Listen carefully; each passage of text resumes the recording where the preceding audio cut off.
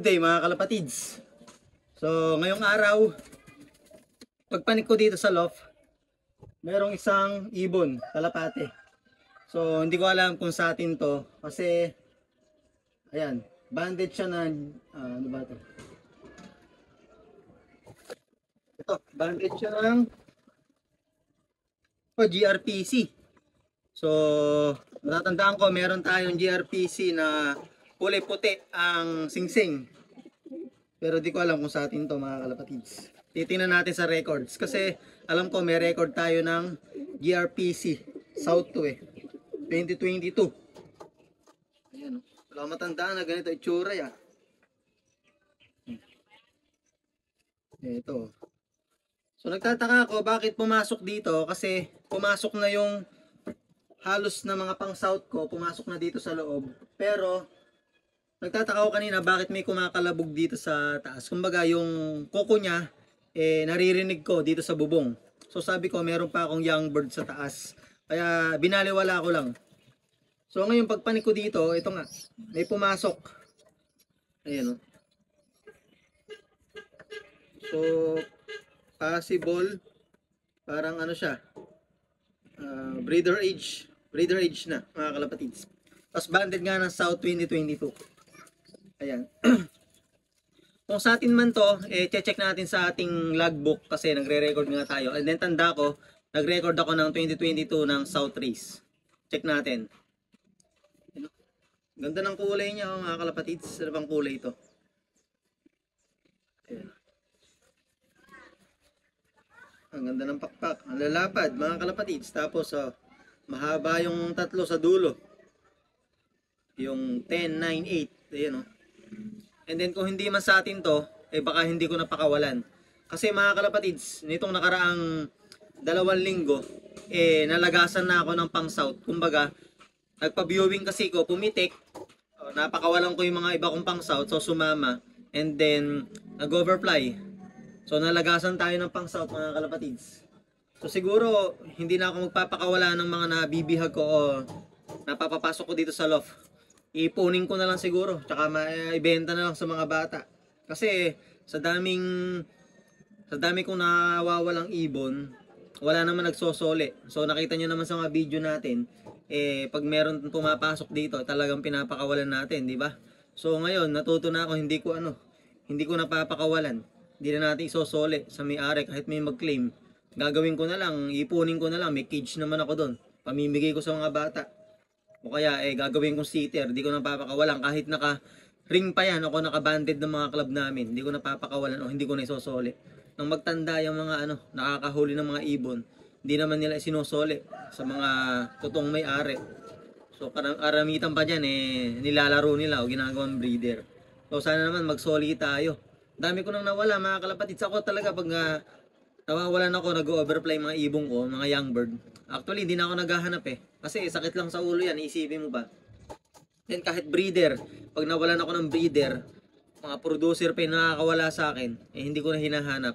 Hindi na ako nagpo-post. Ayan. So, check natin ngayon to mga kalapatids. Itong ibon na to kasi banded nga ng south. Ganito yung ring band ni Salpok, GRPC 2022. Ayan. So, baba tayo mga kalapatids. Tingnan natin sa ating logbook. Ang ganda ng ibon, laki. Ganda ng mata niya, So, check natin. Tara. So, ito mga kalapatids. Check natin dito kung sa atin nga. Alam ko, meron kasi ko naisuksok na GRPC South 2022. So, isa na dun si Salpok, yung super set winner natin. Young bird, old bird. Santa Margarita Samar. So, 10th overall 9 overall champion, 11 overall all champion. So, ito siya. Salpok. Ito yun. So, GRPC 10, 15, 70. Ayan. So, merong combine ng BFRC. So, check natin mga kalapatids kung sa atin nga ito. Ito, pinakain ko na pinainom. Nagtaka lang ako bakit pumasok sa loob ng loft yung mga kalapati ko nasa loob na ng kulungan, pumasok siyang kusa. Ayan. Hindi ko lang matandaan kung naipamigay ko ba ito o naibenta, hindi ko na matandaan So, check natin yung ring band. GRPC 2022 10 5626. So, check ko dito mga kalapatids. Ang GRPC lang dito mga kalapatids, isa lang. GRPC 101570. So, ito nga si Salpok. Halos lahat na dito ay CLRPC. Ang natandaan ko lang kasi is, sa pagkakaalam ko dalawa lang yung dinerby ko sa GRPC. Dalawa, si Salpok tsaka yung isang pinigay sa atin ng ating tropa na ipinalipad dito. Pero nawala siya sa ano pa lang. First lap yata, kundi mas second lap. So, hindi sa atin to mga kalapatids kasi wala ako record. Pero meron nga akong nailista pero si Salpok lang. Ito, meron pa isa pala. GRPC 10 1569. 69. Oh, dalawa lang. Ito, magka-series to mga kalapatids. Halos CLRPC na yung banded na naka-record dito. Ito kagandahan mga kalapatids sa may record. Para pag may bumalik sa atin, maano pa natin, matutukoy natin kung sinong ibon yon. Sa case na to mga kalapatids, hindi nga sa atin to. So, hindi ko to papakawalan. Gagawin ko na itong breeder. Gagawin kong Gagawin ko itong seater. Kulang tayo sa seater. Nalalapad ng pakpak ko. So, hindi ko na papakawalan. Nadala na ako. Pag tayo nawawalan ng mga young bird, walang bumabalik sa atin mga kalapatids. Kaya, pagtatandain lang natin yung mga kalapatids natin na hindi marunong magsoli.